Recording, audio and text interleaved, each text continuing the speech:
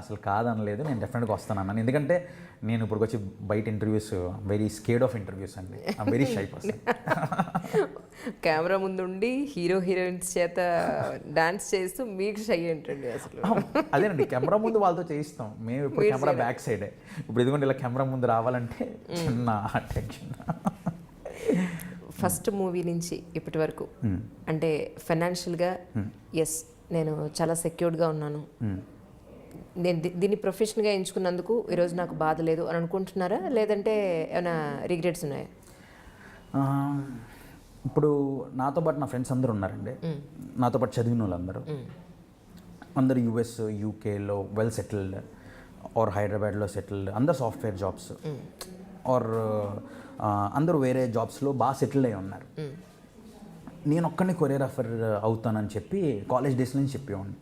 So మా అందరినీ కాలేజీలో అడిగేవారు, నేను కాలేజ్ డేస్ నుంచి చెప్పేవాడిని. కాలేజీలో లేపి నీ ఏమేంటని ఎవరు నన్ను అడిగితే సార్ నేను సాఫ్ట్వేర్ ఇంజనీర్ అవుదామని ఒక్కొక్కరు చెప్తుంటే నేను మాత్రం డే 1 నుంచి I want be A choreographer అని చెప్పేవాడిని. సో ఫస్ట్ ఆఫ్ ఆల్ మా లెక్చరర్స్కి, నా ఫ్రెండ్స్ అందరికీ థ్యాంక్స్ చెప్పాలి. నేను అలా చెప్తే ఎవరు నవ్వలేదు ఎప్పుడు, అరే నువ్వు అవుతావరా అని చెప్పి నన్ను ఎంకరేజ్ చేశారు. సో అలా అయిన తర్వాత నేను కొరియోగ్రఫీ ఫీల్డ్లోకి వచ్చిన తర్వాత ఈవెన్ నేను ఒక 1 రూపీ ఎర్న్ చేసిన, వాళ్ళందరూ ల్యాక్స్ ఆర్ థౌజండ్స్లో ఎర్న్ చేస్తున్నా, ఎండ్ ఆఫ్ ది డే నేను ఇంటికి వెళ్ళి పడుకునేటప్పుడు నాకు అది ఇచ్చే హ్యాపీనెస్ అది ఎన్ని లక్షల కోట్లు ఇచ్చినా రాదండి. So I'm very happy. నాకు లైఫ్లో 1 డే కూడా ఒక రిగ్రెట్ లేదుకి అరే ఎందుకురా కొరియోగ్రఫీలోకి వచ్చాను, అరే ఎందుకురా ఫిల్మ్ ఇండస్ట్రీలోకి వచ్చాను అనేది ఎప్పుడు లేదు. I'm very happy and I feel I'm blessed to be in this field or to be in Tollywood. At the same time నా ఫ్రెండ్స్ నాకు ఫోన్ చేస్తుంటారు అబ్రాడ్ నుంచి, అక్కడి నుంచి, అరే హ్యాపీరా నీ లైఫ్ హీరోలతో సినిమాలతో. అది కాక ఇంకో వాళ్ళు ఏమంటారంటే మాదేముందిరా మార్నింగ్ వెళ్తాం ఆఫీస్కి ఈవినింగ్ వస్తాం, నథింగ్ క్రియేటివ్, వీకెండ్ ఇప్పుడు వస్తుందని వెయిట్ చేస్తుంటాం, ఒక ఏదో మూవీ చూస్తాం, పార్టీ చేసుకుంటాం, అంతే, దట్స్ ఇట్. మాదొక సైకిల్, మీకు ఎవ్రీడే పార్టీ అంటారు. బట్ దే డోంట్ నో మేము ఇక్కడ ఎంత స్ట్రగుల్ చేస్తాం అన్నది. But end of the day నేను ఎంత హ్యాపీయో నాకు తెలిసిన నా ఫ్రెండ్స్, నా ఫ్యామిలీ కూడా అంతే హ్యాపీకి వాడు మనసుకు నచ్చింది చేస్తున్నాడు, మేమందరం చేస్తున్నాం అంతే. సో నో రిగ్రెట్స్ అండి. మీ మ్యారేజ్ అప్పుడు ఏం ఇబ్బంది అవ్వలేదా? మీ ప్రొఫెషన్కి సంబంధించి ఒక కొరియోగ్రాఫర్కి అమ్మాయిని ఇవ్వాలి అంటే అటు సైడ్ నుంచి? బేసికల్గా మా ఇన్లాస్ వెరీ గుడ్ అండి. అంటే మా మావయ్య గారు కూడా is from air force. Okay.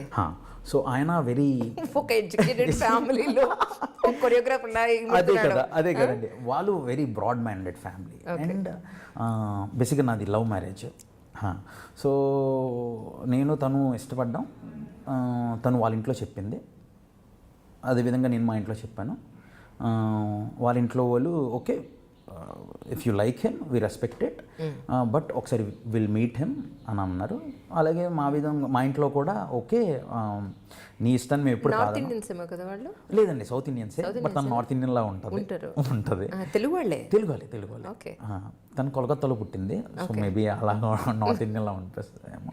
So అలాగా వాళ్ళ పేరెంట్స్ని నేను కలవడం జరిగింది. వాళ్ళకి తెలుసండి నేను చదువుకున్నాడు, ప్యాషన్తో వెళ్ళి ఏదో చేయట్లేదు, really working hard, and movies వస్తున్నాయి, అండ్ డీసెంట్ ఓ జెంట్లమెన్ అనుకున్నారు నన్ను, విచ్ ఐ యామ్. సో అంతేనండి.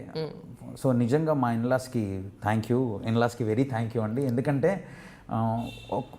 కొరియోగ్రాఫర్ సడన్గా ఫిలిం ఇండస్ట్రీ అంటే బయట అందరికీ ఒక వేరే ఇది ఉంటుంది, ఒక థాట్ ఉంటుంది.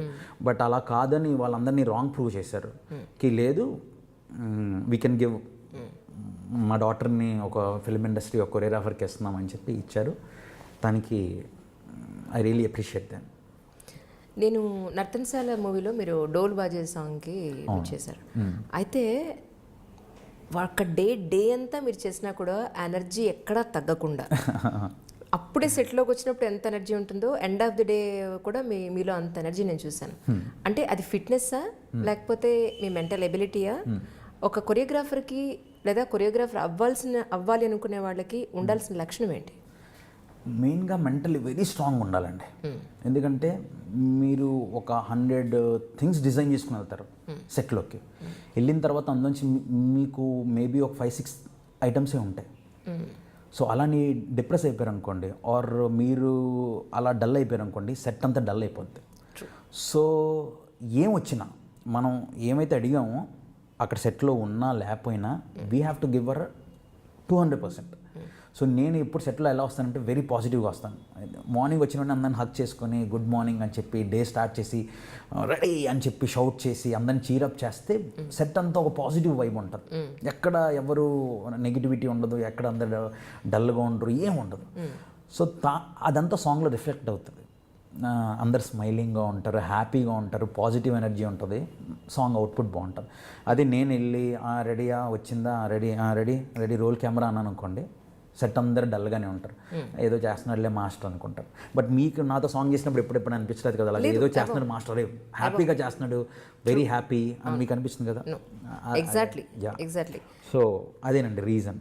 నేను అందుకే పాజిటివ్గా ఉంటాను ఇప్పుడు సెట్లో. జనరల్గా రైటర్స్కి కానీ, హీరోకి కానీ, హీరోయిన్స్ కానీ, క్యారెక్టర్ ఆర్టిస్ట్ కానీ వాళ్ళ క్యారెక్టర్ వరకు ఆ సినిమాలో చాలా బాగున్నా, వెరీ ఇంపార్టెంట్ క్యారెక్టర్ అయినా అల్టిమేట్గా end of the day movie కనుక ఫెయిల్ అయితే, హిట్ అవ్వకుండా ఫ్లాప్ అయితే కనుక, ఫ్లాప్ అయిందని చెప్పని అవకాశాలు రాకపోవడము లేకపోతే కొంచెం టైం తీసుకోవడమే జరుగుతుంది. ఒక మంచి సాంగ్ని చాలా బాగా మీరు డ్యాన్స్ కంపోజ్ చేసి చాలా బాగా ప్రజెంట్ చేసి సాంగ్ హిట్ అయినా కూడా లాస్ట్లో మూవీ కనుక ఫెయిల్ అయితే నెక్స్ట్ మూవీ రావడానికి మీకు ఏమన్నా ఇబ్బంది అవుతుందా, లేకపోతే దాని ఇంపాక్ట్ మీ మీద పడడం లేదా? అంటే ఇప్పుడు అలా చాలా సిచ్యువేషన్స్ చాలా అవుతాయండి. అంటే మీరు చాలా ఇష్టంతో సాంగ్ చేస్తారు, సాంగ్ సూపర్ డూపర్ హిట్ అవుతుంది, ఆడియో బాగుంటుంది, మూవీ అప్పుడప్పుడు వర్కౌట్ అవ్వదు. ట్రూ. సో మూవీ వర్కౌట్ అవ్వలేదంటే సాంగ్ని ఎవరు పట్టించుకోరు. బేసిక్గా మీరు అంత హిట్ సాంగ్ చేయండి, మూవీ హిట్ అవ్వలేదు అంటే ఎవరు పట్టించుకోరు. మీరు ఒక నార్మల్ సాంగ్ చేయండి, ఒక decent good song, movie hit అయింది, సాంగ్ హిట్ అవుతుంది. సో ఈ సక్సెస్ అంతా మూవీ హిట్ మీద డిపెండ్ అయి ఉంటుంది. సో ఇట్స్ ఇంపాక్ట్స్ ఎలా అంటే మూవీ హిట్ మీద ఉంటుంది. బట్ నేను ఒక మంచి సాంగ్ చేశాను, మూవీ వర్కౌట్ అవ్వలేదు, ఆడియన్స్కి నచ్చదు. అరే ఏంటి సాంగ్ వచ్చిందా, తెలియదు మాకు సాంగ్ వచ్చిందా అని అంటారు. బట్ ఇండస్ట్రీలో టెక్నీషియన్స్ అందరికి తెలుస్తుందండి. ఎగ్జాక్ట్లీ. సో ఇండస్ట్రీలో డైరెక్టర్ వాళ్ళు మూవీ ఫ్లాప్ అయినా, వేరే డైరెక్టర్ మూవీ ఫ్లాప్ అయినా, అరే ఈ సాంగ్ ఎవరో బాగా చేశారా, ఓకే ఎవరు చేశారు ఆ సాంగ్, కాల్ చేసి పిల్లండి. ఓ ప్రొడ్యూసర్ మూవీ ఫ్లాప్ అయినా బాగా చేశారా పిల్లండి. ఆర్టిస్ట్ ఫర్ ఎగ్జాంపుల్ నేను ఒక హీరోతో మూవీ చేశాను, ఆ మూవీ ఫ్లాప్ అయినా హీరోకి నేను దాని మీద ఎంత హార్డ్ వర్క్ చేసానో తెలుసు. సో నెక్స్ట్ మూవీ డెఫినెట్గా నన్ను పిలుస్తారు. సో ఆ మూవీ హిట్ ఫ్లాప్తో సంబంధం లేదండి, యూ ఆల్వేస్ గివ్ యూ 100%. నెక్స్ట్లో మీకు డెఫినెట్గా ఆపర్చునిటీస్ వస్తాయి. అదండి. సో ఫిట్నెస్కి జనరల్గా ఏం చేస్తూ ఉంటారు మీరు? ఫిట్నెస్ అంటే డ్యాన్స్ అండి. అంతేనా? బేసిక్గా ఎన్నాళ్ళు ఓన్లీ డ్యాన్స్ చేయడం వల్ల బాగా ఫిట్గా ఉండేవాళ్ళమే. ఇప్పుడు కొంచెం మాస్టర్ అయిన తర్వాత చిన్న బాడీ రిలాక్సేషన్లో ఉంటుంది. సో దానివల్ల కొంచెం చబ్బీగా అయ్యాను. అంతేనండి. Fitness. Any food restrictions depends అండి. నేను అప్పుడప్పుడు డైట్ చేస్తుంటాను, అప్పుడప్పుడు రిలీజ్ చేస్తుంటాను, బాగా పార్టీ చేసుకుంటాను. బేసిక్గా పార్టీగా నేను ఫుల్ ఎంజాయ్ చేస్తాను లైఫ్ని. Every day every moment I enjoy. మీ మిస్సెస్ని కూడా తీసుకెళ్తుంటారు కదా? అదే ఫుల్. తను కూడా నాతో పాటు బేసిక్గా తను తీసుకెళ్ళడం అంటే తను ఎంకరేజ్ చేస్తుంది. నేను ఎంజాయ్ చేస్తున్నానంటే తను చాలా క్యారీ ఆన్ అంటారు. So happy. ఇంకా దానికన్నా మించి హ్యాపీనెస్ ఏముంటుంది when your wife supports you. మీది కూడా లవ్ మ్యారేజ్ కాబట్టి అడుగుతున్నాను. గత 1 వీక్ 10 డేస్ నుంచి మీరు పేపరు ఛానల్ కనుక చూస్తూ ఉంటే కనుక ఎలక్ట్రానిక్ మీడియాలో కానీ 3 ఇష్యూస్. వాళ్ళు ఇష్టపడి మ్యారేజ్ చేసుకున్నారే సరే, వాళ్ళ ఏజ్ ఏంటి, వాళ్ళ కులగోత్రాలు ఏంటి అనేది తీసి పక్కన పెడితే లవ్ మ్యారేజ్ చేసుకున్నారు. కనీసం 20s కూడా లేకుండా, ఎడ్యుకేషన్ క్వాలిఫికేషన్ లేకుండా, ఒక జాబ్ లేకుండా, ఒక సెక్యూర్డ్ లైఫ్ లేకుండా, అలాంటి కండిషన్లో పేరెంట్స్ ఎంతో కష్టపడి వాళ్ళ మీద ఎన్నో ఆశలు పెట్టుకుని సడన్గా వాళ్ళు అలా పెళ్లి చేసుకుని చెప్పా పెట్టకుండా వెళ్ళిపోతే వాళ్ళకు వచ్చే కోపానికి, అంటే వీళ్ళ లైఫ్ ఏమైపోతుందనే ఒక టెన్షన్లో నరికేసిన వాళ్ళు చచ్చారు కొంతమంది, కొంతమంది హాస్పిటల్లో ఉన్నారు. సో ఇష్యూస్లో నడుస్తున్నాయి. నిజంగా ప్రేమిస్తే ఆ లవర్స్ అనేవాళ్ళు కానీ పెళ్లి చేసుకోవాలనుకునే వాళ్ళు కానీ ఎలా ఆలోచించాలి, వాళ్ళ లైఫ్ని ఎలా ప్లాన్ చేసుకోవాలి? అంటే నా విషయంలో ఇలా అయిందని నేను ఇది ఎగ్జాంపుల్గా చెప్పట్లేదండి, బట్ నాకున్న నా పర్సనల్ ఎక్స్పీరియన్స్ ద్వారా చెప్తున్నాను. నేను కొంచెం సెటిల్ అయ్యానని నాకు నా మీద నమ్మకం వచ్చిన తర్వాత దెన్ అది నాకు అలా అయ్యింది. నేను అప్పుడు లవ్లో పడ్డానండి. అంటే లవ్ ఎప్పుడన్నా అవ్వచ్చు. ఇప్పుడు కొంచెం మందికి 9th క్లాస్లో అయింది, 10th క్లాస్లో అయింది, అది నేను రాంగ్ అంటలేదండి. బట్ నా విషయంకి వచ్చేటప్పటికి నేను సెటిల్ అయిన తర్వాత నేను లవ్లో పడ్డాను. సో అమ్మాయి పేరెంట్స్ పడ్డాం అనే దానికన్నా కూడా అల్టిమేట్గా ప్రేమించిన తర్వాత లైఫ్లో ఇద్దరు పెళ్లి చేసుకుని ఒక సెటిల్ అవ్వాలి, ఒక ఫ్యామిలీలో అని అనుకున్నప్పుడు ఖచ్చితంగా కొన్ని రిక్వైర్మెంట్స్ అనేవి అవసరం ఉంటాయి. సో ఆ పాయింట్ ఆఫ్ వ్యూలో మీరు చెప్తారని నేను ఎక్స్పెక్ట్ చేస్తున్నాను. నేనేమంటున్నానంటే నా విషయంలో అలా జరిగింది. సో అవతల పేరెంట్స్ ఏం చూసారంటే వీడు సెటిల్డా కాదా అని చూసి ఓకే సెటిల్డ్ డీసెంట్గా అని చేశారు. చాలామంది సెటిల్మెంట్ లేకుండా కూడా లవ్ చేస్తారు, అది విచ్ ఇస్ నేను రాంగ్ అంటలేదు, చేయొచ్చు. బట్ అవతల పేరెంట్స్కి మీరేంటి ఇన్ ద సెన్స్ మీరు తను ఎలా చూసుకోబోతున్నారు, తనతో ఎలా ఉండబోతున్నారు, ఇవన్నీ హామీ ఇస్తే నాకు తెలిసి మ్యాక్సిమం పేరెంట్స్ ఒప్పుకుంటారండి. వాళ్ళకి మీ మీద ఒక ట్రస్ట్ రావాలి. చాలామంది అదేవిధంగా మూర్ఖులు కూడా ఉంటారు కి మీరు ఎంత చెప్పినా వినరు. వాళ్ళకి లేదు ఇవ్వను, నాకు కొన్ని ఉన్నాయి ఎథిక్స్, నాకు కొన్ని మోరల్స్ ఉన్నాయి, నేను చేయను అని కొంచెంమంది ఉంటారు. బట్ అలాంటి సిచ్యువేషన్స్ వస్తుంటే అది అంటే ఐ డోంట్ నో తన్ని ఎలా డీల్ చేయాలో అన్నది మనం చెప్పలేమండి. సో వాళ్ళ సిచ్యువేషన్లో అలా అయ్యింది, మీరు అనేది వాళ్ళ సిచ్యువేషన్లో అలా అయ్యిందండి. వేరే వాళ్ళ సిచ్యువేషన్లో వేరేలాగా అవుతుంది. సో దీన్ని అంతా చేసి మనం రౌండ్ ఆఫ్ చేసి ఇలాగే ఉంటుందని మనం ఒక కాల్ తీసుకోలేము. It depends. ఒకరికి అలా అయింది, ఒకరికి అవ్వదు. ఒకరికి వాళ్ళ పేరెంట్ తీసుకెళ్ళి హ్యాపీగా వాళ్ళే పెళ్లి చేయొచ్చు, ఒకరికి చేయకపోవచ్చు. సో ఇప్పుడు సిచ్యువేషన్ అలా అయింది కాబట్టి మీరు క్వశ్చన్ అడిగారు కాబట్టి నేనేం చెప్తున్నానంటే మీరు కన్విన్స్ చేయగలగాలి పేరెంట్స్ని. పేరెంట్స్ ఒప్పుకోలేదా, మీరు ఇద్దరు సెటిల్ అయ్యే ఉండాలి. లేదు మీరు అమ్మాయిని తీసుకెళ్ళి పెళ్లి చేసుకున్న తర్వాత ఆ అమ్మాయి వాళ్ళ పేరెంట్స్కి ఒక ట్రస్ట్ ఇవ్వాలి. ఐఎమ్ వెరీ హ్యాపీ, నేను మీతో ఎంత హ్యాపీగా ఉన్నానో దీంతో కూడా అంతే హ్యాపీగా ఉన్నానని ఒక ట్రస్ట్ ఇస్తే most of the cases it will work. I hope most of the cases it will work. That's it అండి. మాస్టర్ అయిన తర్వాత చాలామంది డ్యాన్స్ స్కూల్స్ అవి పెడుతున్నారు. మీరైనా ప్లాన్ చేస్తారా, ఆల్రెడీ పెట్టారా? లేదండి, అంటే ఇప్పుడు ఫిలిమ్స్లో మనకు బేసిక్గా టైం దొరకదు. ఎంతసేపు movies, pre production, post production, డైరెక్టర్స్కి, మూవీ వాళ్ళకే కాదండి, ఈవెన్ కొరియోగ్రాఫర్స్ కూడా ఉంటుంది. ఒక సాంగ్ చేయాలనుకుంటుంటే సాంగ్ ముందు మీటింగ్స్ ఉంటాయి, సాంగ్ అయిన తర్వాత సాంగ్కి రిహార్సల్స్ ఉంటాయి, సాంగ్ షూట్ ఉంటుంది, దాని తర్వాత ఎడిటింగ్ ఉంటాయి. ఇలా కంటిన్యూస్గా మంత్ మొత్తం బిజీగా ఉంటాం. సో ఇందులోంచి ఒక స్కూల్ పెట్టి స్కూల్కి వచ్చే స్టూడెంట్స్కి మనం పూర్తిగా టైం ఇవ్వకుండా, స్టూడెంట్స్ ఏమో మిమ్మల్ని చూసి మేము జాయిన్ అయ్యాం, మీరు రావట్లేదు అని చెప్పి వాళ్ళు రావడం మానేసి, అది మెయింటైన్ చేయలేక తను తీసేసి, అరే మాస్టర్ ఒక డ్యాన్స్ స్కూల్ పెట్టారు తీసేశారు అని ఇవన్నీ బ్రాండ్ తెప్పించుకునే కన్నా హ్యాపీగా మూవీస్ చేసుకుంటూ నీట్గా ఉన్నానండి. ఇప్పుడు నా ఎవరికైనా స్పెషల్ క్లాస్ కావాలంటే ఏదైనా స్టూడియో హైర్ చేసుకుని అక్కడ క్లాస్ చెప్పడం ఇస్ మచ్ బెటర్. ఫుల్ క్లారిటీతో ఉన్నారు. ఫుల్ క్లారిటీ అండి. Full clarity. So nice. ఇప్పుడు ఒక సినిమాకి సంబంధించి లేదా ఒక సాంగ్ మీకు ఇచ్చినప్పుడు దాని కథ ఏంటి, హీరో ఎవరు, సిచ్యువేషన్ ఏంటి అని మీరు ఒక కొరియోగ్రాఫర్ తెలుసుకోవాల్సిన అవసరం ఉందండి? 2 types ఆఫ్ సాంగ్స్ ఉంటాయండి. ఒకటి మోంటాజ్ సాంగ్, ఒకటి డాన్సింగ్ సాంగ్. డాన్సింగ్ సాంగ్ అంటే షూట్ అవుతుంది, మూవీ అవుతుంది, స్టోరీలో కట్ చేస్తే ఒక డ్రీమ్ సాంగ్ ఆర్ కట్ చేస్తే ఒక set song. This is very simple. Simple అంటే I mean easier. Like director వెళ్తే హీరో హీరోయిన్ కట్ చేస్తే సాంగ్కి వెళ్ళారండి, ఒక సెట్లో చేద్దామండి, ఇది మాకు ఇచ్చే ఇన్పుట్. ఇప్పుడు దీని ఇన్పుట్ బట్టి సెట్లోకి వెళ్ళారు, ఎలాంటి సెట్, మోడర్న్ సెట్టా ఫోక్ సాంగ్ బట్టి సాంగ్ విని ఆ సెట్ ఏంటో డిజైన్ చేసేస్తాం.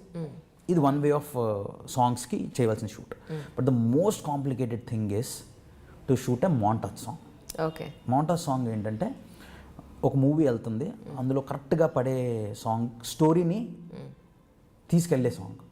సో అప్పుడు మాకు డైరెక్టర్తో నరేషను మేము ఆ కథలో కూర్చొని అసలు ముందేం జరిగింది, ఈ సాంగ్ తర్వాత ఏం జరుగుతుంది, హీరో క్యారెక్టర్ ఏంటి, హీరోయిన్ క్యారెక్టర్ ఏంటి, అసలు ఏం జరిగింది, అసలు ఏం జరుగుతుంది, ఏం జరగబోతుంది, ఇప్పుడు నాకు తెలియాలి అంటాం అని సాంగ్ గురించి మొత్తం డీటెయిల్స్ తీసుకొని వాళ్ళు ఇచ్చిన ఇన్పుట్స్ తీసుకొని, ఎందుకంటే నేను యాజ్ అ కొరియోగ్రాఫర్గా హీరో ఇలా తిరిగి ఇలా అనాలంటాను నేను. క్యారెక్టర్ ప్రకారం హీరో అది కాదు, హీరో కామ్గా వెరీ సటిల్గా ఉండే క్యారెక్టర్ అనుకోండి, ఓకే, వర్కౌట్ అవ్వదు. సో అందుకే అసలు ఆ క్యారెక్టర్ ఏంటి, పద్ధతి గల క్యారెక్టర్, ఓకే. సో ఆ క్యారెక్టర్ బట్టి ఆ బాడీ లాంగ్వేజ్ ఏం చేస్తుంది, స్టోరీలో ఎలా తీసుకెళ్తారు. ఆఖరికి ఒక హీరో హీరోయిన్ కూర్చుని కాఫీ షాప్లో కాఫీ తాగుతున్నారు సాంగ్లో, తానుకు కూడా వి వర్క్ సో హార్డ్ అండి. హీరో బాడీ లాంగ్వేజ్ ఏంటి, హీరోయిన్ బాడీ లాంగ్వేజ్ ఏంటి, వాళ్ళు తాగే కప్స్ ఎలా ఉంటాయి, లవ్లో ఉన్నారా, లవ్లో ఉంటే ఒక కలర్ కప్స్ ఇస్తాం, లవ్లో లేరు ఫ్రెండ్షిప్పా ఒక కలర్ కప్స్, తన బ్యాక్గ్రౌండ్ ఏంటి, హీరోయిన్ వేసుకునే డ్రెస్ ఏంటి, హీరోయిన్ హెయిర్ ఫ్లో అవుతుందా లేదా, హీరో హీరోయిన్ తాగుతూ చూస్తున్నాడా, తాగిన తర్వాత చూసాడా, అది చూడలేదా, కప్పుని చూస్తున్నాడా, వెయిటర్తో ఇవన్నీ డిజైన్ చేయాలి. జనాలు అనుకుంటారు ఏదో కాఫీ షాప్లో చేస్తారు సాంగ్ అయిపోయింది అనుకుంటారు, కానీ ప్రతి మోంటాజ్కి minute point we work so hard and every minute దానికి. తనకి మనకు మంచి లిరిసిస్టులు ఉన్నారు, వాళ్ళు ఇచ్చే లిరిక్స్ ఆ భావం ఎక్కడ మిస్ అవ్వకుండా అందులోనే ఉంటూ చెప్పడం అన్నది ఛాలెంజింగ్ జాబ్ ఫర్ కొరియోగ్రాఫర్స్. ఇందాక చెప్పారా మీరు కొరియోగ్రాఫర్స్కి అసలు ఉండాల్సిన లక్షణం ఏంటి అనేది అడిగాను. అదే మెంటల్లీ స్ట్రాంగ్ అయి ఉండాలి, అట్ ద సేమ్ టైం అన్ని అట్ల మీద గ్రిప్ ఉండాలండి. నాట్ ఓన్లీ డ్యాన్స్, అన్ని డిపార్ట్మెంట్స్ మీద నాలెడ్జ్ ఉండాలి. సో దట్ కొరియోగ్రాఫర్కి it will be easy or else it will complicated. ఇప్పుడు ఎంత తీసుకుంటున్నారో చెప్పద్దులేండి, ఫస్ట్ మూవీకి ఎంత తీసుకున్నారో చెప్పండి. ఫస్ట్ మూవీ కన్నా ముందు నేను కొన్ని మ్యూజిక్ వీడియోస్ చేశాను. మ్యూజిక్ వీడియోస్కి నేను తీసుకోలేదండి అసలు. Okay, out of passion.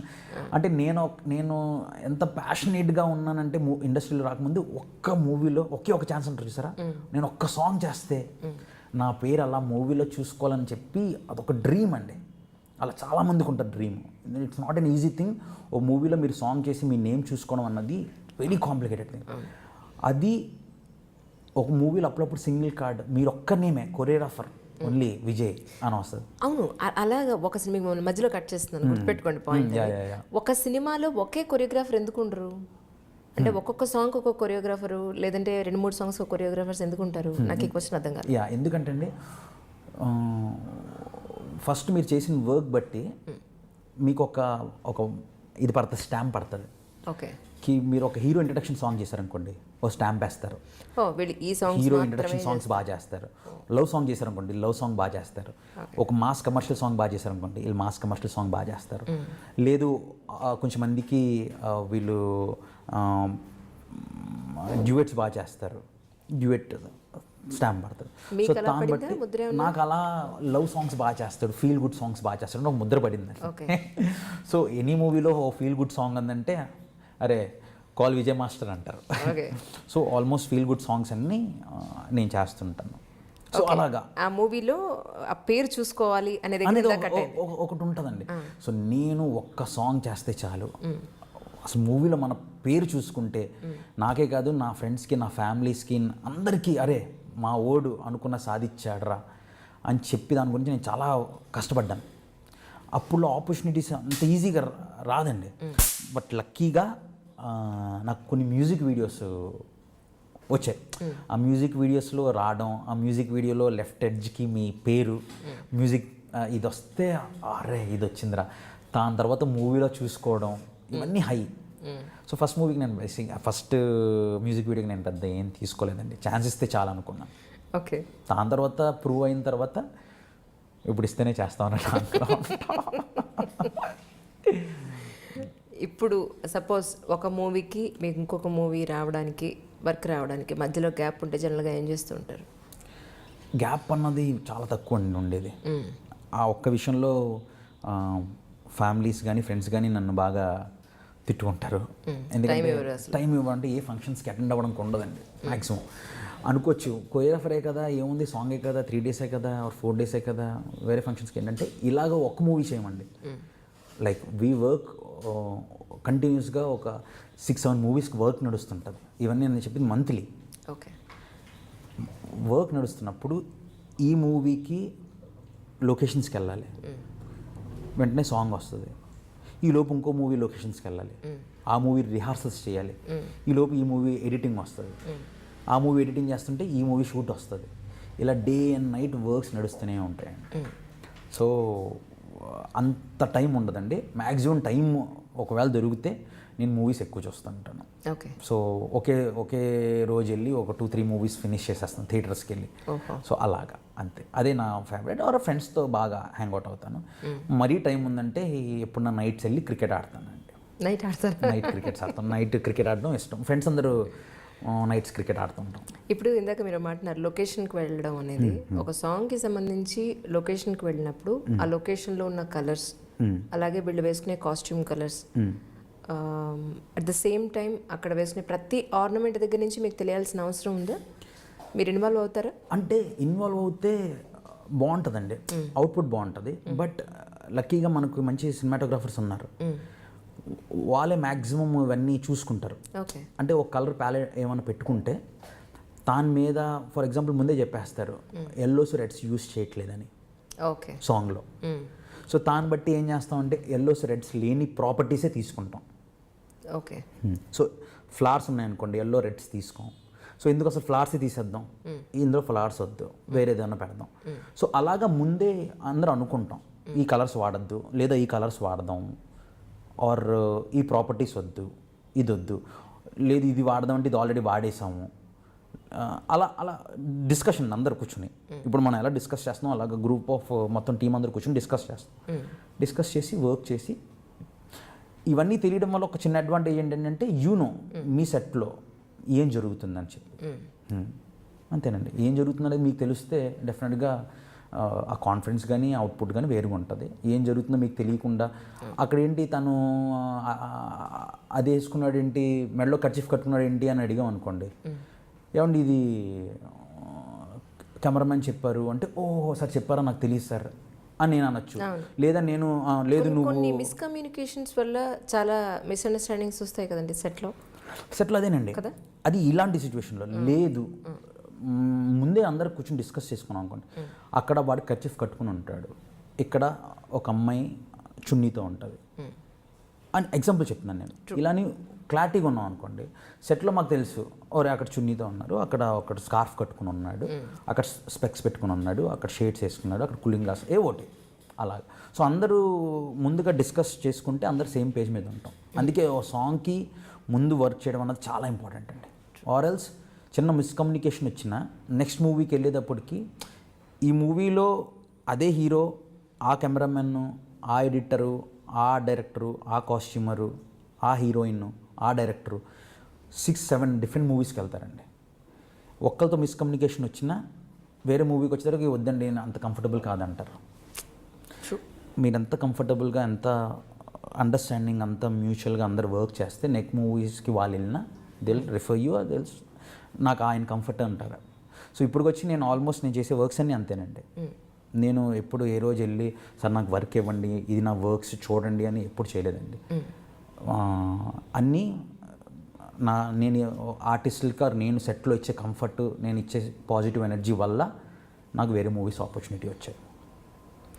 సెట్లో కెమెరామెన్స్ కానీ యాక్టర్స్ కానీ మీతో వర్క్ చేసేవాళ్ళు ఎవరైనా సరే మీకన్నా సీనియర్ పర్సన్స్ ఉన్నప్పుడు జనరల్గా ఏ ఫీల్డ్లో అయినా ఈగోయిస్టిక్ పర్సన్స్ ఉండడం అనేది చాలా కామన్గా చూస్తూ ఉంటాం. ఈ రోజున్న మూడ్ రేపు ఉండదు. అది మనకనే కాదు, జనరల్గా కామన్గా మనిషి అన్న వాడికి ఒకరోజు కోపం ఎక్కువ ఉండొచ్చు, ఒకవేళ నీరసంగా ఉండొచ్చు, ఇంకో రోజు సమ్ మూడీగా ఉండొచ్చు.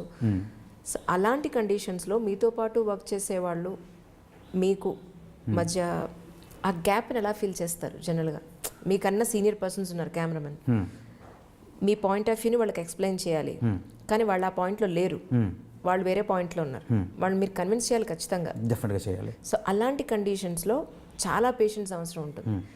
సో మీరు ఎలా డీల్ చేస్తారు అలాంటి సిచ్యువేషన్స్ని? ఒక్క చిన్న అడ్వాంటేజ్ ఏంటంటే అండి, బేసిక్గా సాంగ్ అనేటప్పటికి అందరు చాలా ఎనర్జెటిక్గా ఉంటారు.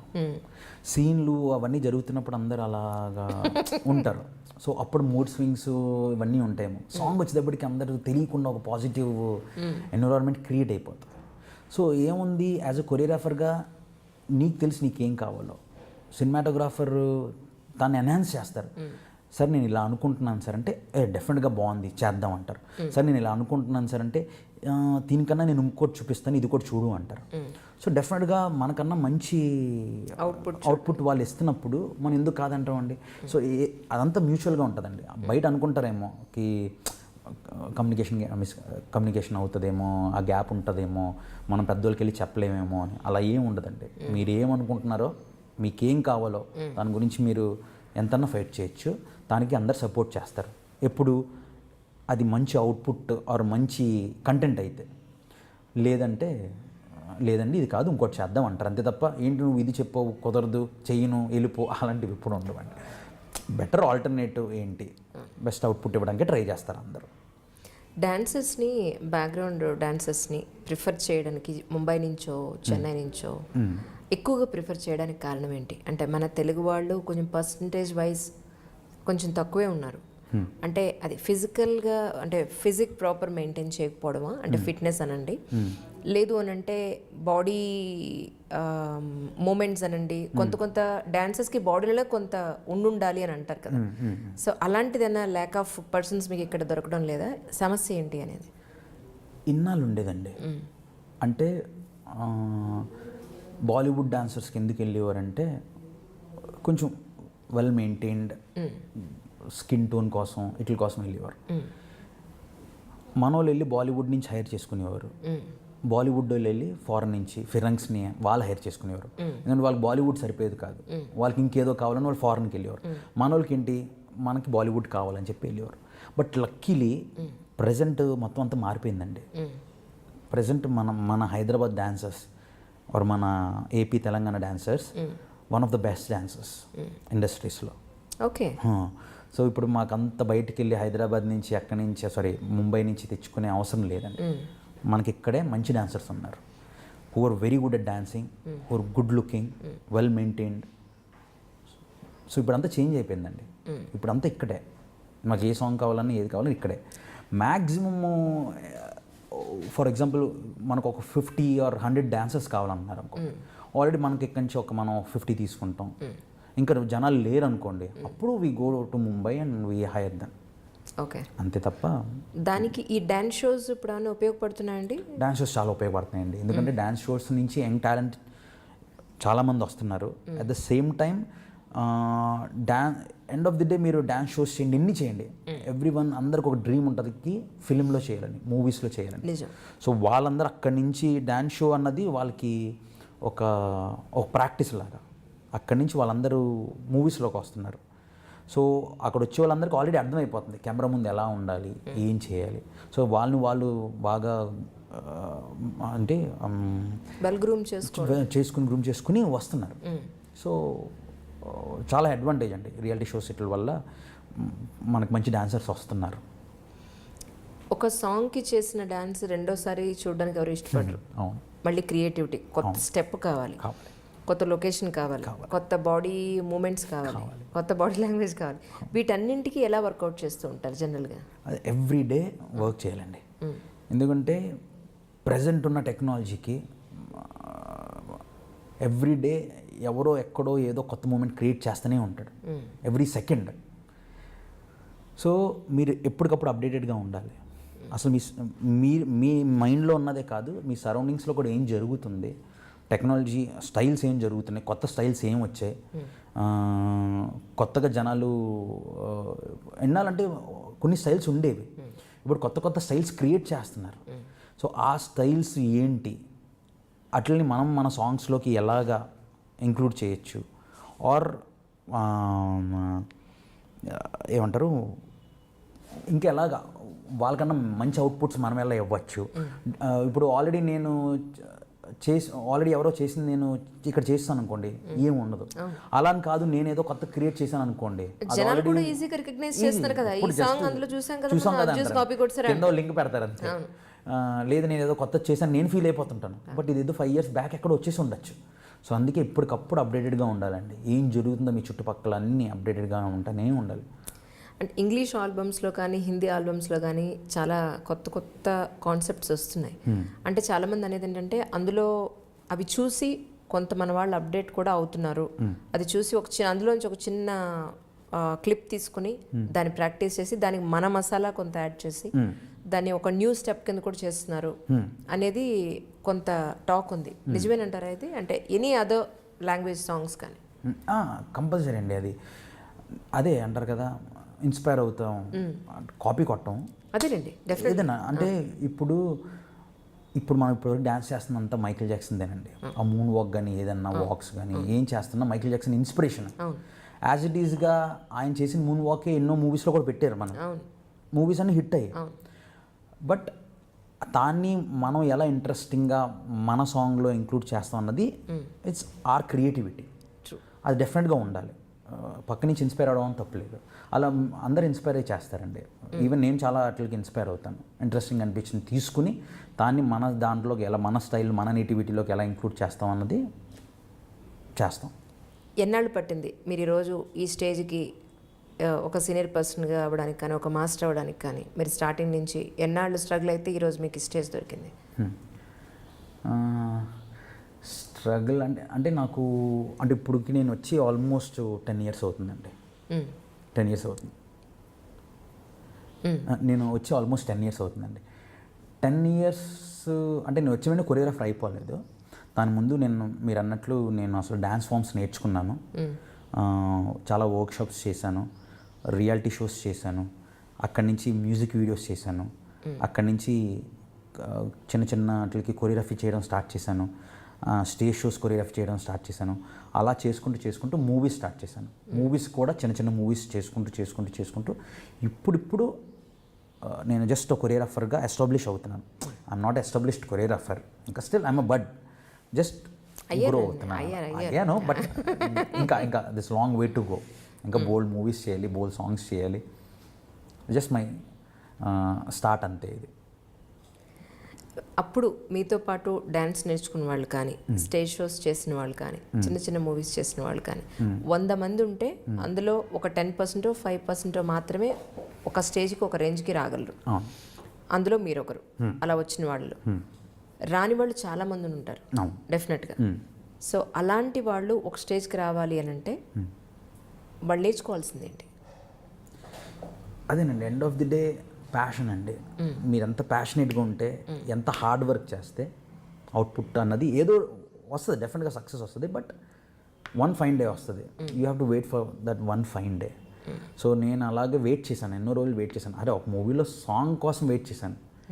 ఇప్పుడు ఏంటి, కంటిన్యూస్గా గెట్టింగ్ మూవీస్. సో అవుతుంది, 1 dayలో అయిపోతుంది. చాలా లాంగ్ ప్రాసెస్ అండి. ఇప్పుడు మనకున్న choreographers Shekhar master, Raghu master, Johnny,